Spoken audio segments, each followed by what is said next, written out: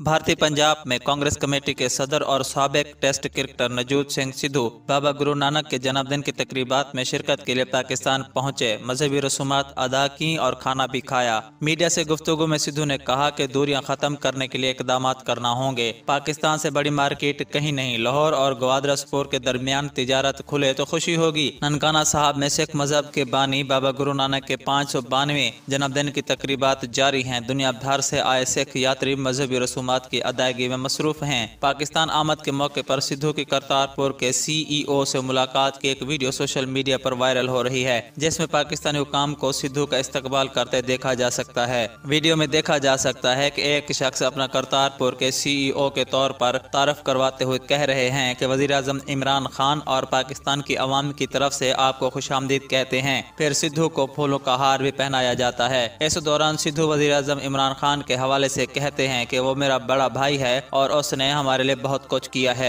इस वीडियो पर भारतीय मीडिया में कहराम मच गया है और सिद्धू की जानिब से इमरान खान को बड़ा भाई कहने पर प्रोपेगेंडा किया जा रहा है। वीडियो में मजीद देखा जा सकता है कि भारतीय मीडिया करतारपुर से वापसी पर सिद्धू का इंतजार कर रहे हैं ताकि उनसे पाकिस्तान में इमरान खान को बड़ा भाई कहने से मुतालिक सवाल पूछ सकें।